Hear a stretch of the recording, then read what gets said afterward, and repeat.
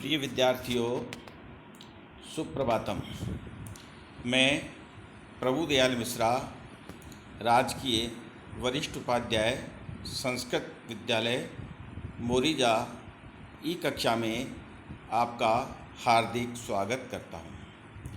प्रिय विद्यार्थियों, आज हम कक्षा 9 सामाजिक विज्ञान समकालीन भारत भाग 1 जो कि भूगोल की पाठ्य पुस्तक है, इसके अध्याय 1 भारत आकार और स्थिति, इसके अंतर्गत भारत तथा विश्व प्रकरण पर अध्ययन करेंगे।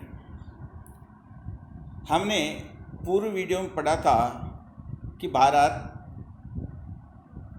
पृथ्वी के उत्तरी गोलार्ध में स्थित है।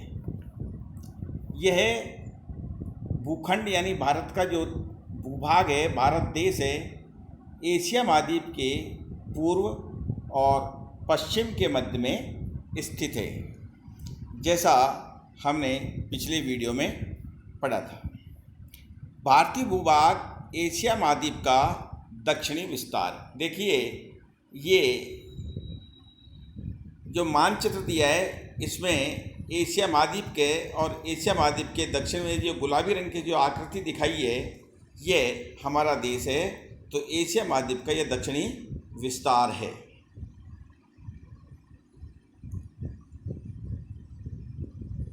हिंद महासागर जो कि पश्चिम में यूरोपीय देशों और पूर्वी एशियाई देशों को मिलाता है, भारत को केंद्रीय स्थिति प्रदान करता है। देखिए, इस मानचित्र में पुनः देखिए, ये जो हमारे देश को इस मानचित्र में दिखाया है गुलाबी रंग की आकृति से, इसके ठीक नीचे दक्षिण में हिंद महासागर है।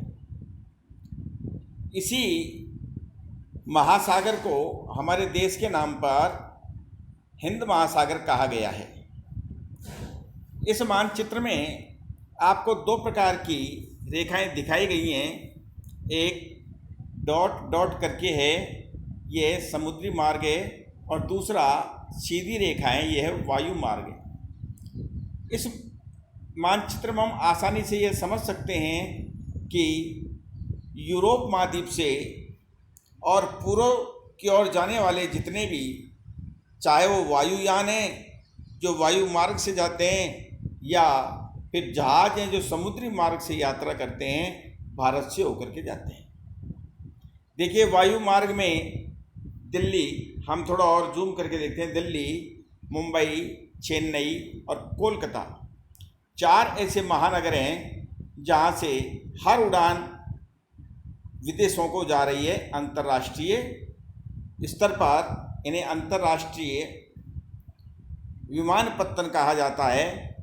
इसी प्रकार यूरोप से आने वाले जो समुद्री जहाज हैं, वो मुंबई, कन्याकुमारी होकर के सुदूर दक्षिण पूर्वी देशों में जा रहे हैं। इधर से श्रीलंका आ रहे हैं, श्रीलंका से जा रहे हैं। तो ये हमारे भारत की केंद्रीय स्थिति है। दक्षिण का पठार हिंद महासागर में शीर्षवत फैला हुआ है।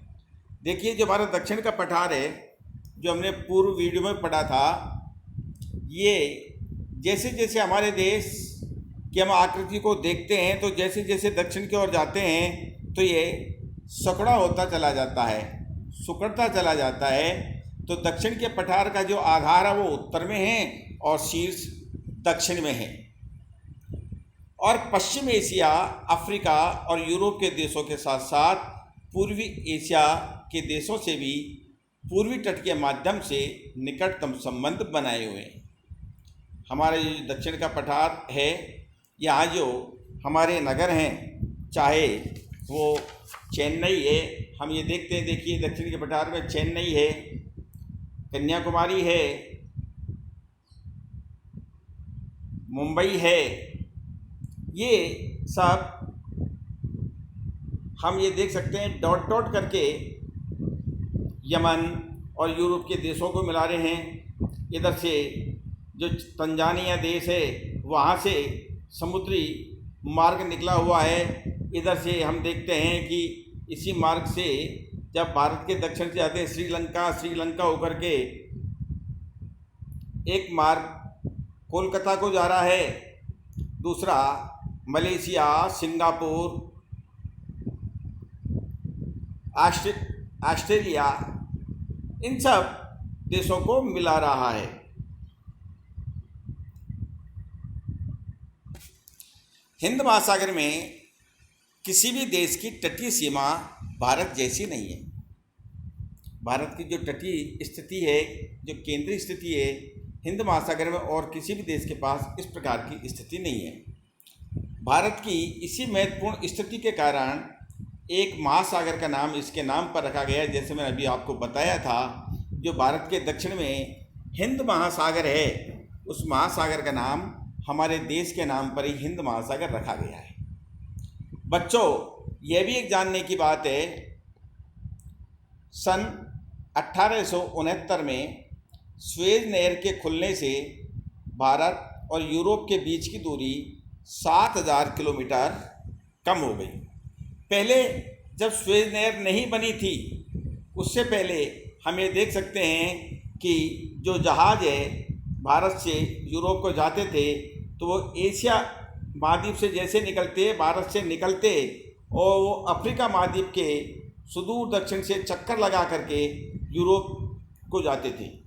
लेकिन जब ये स्वेज नहर खुल गया, ये जो स्वेज नहर का मार्ग खुल गया, तो उसके बाद 7000 किलोमीटर की ये दूरी कम हो गई।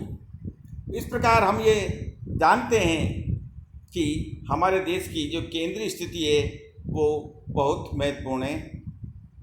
धन्यवाद। अस्तु।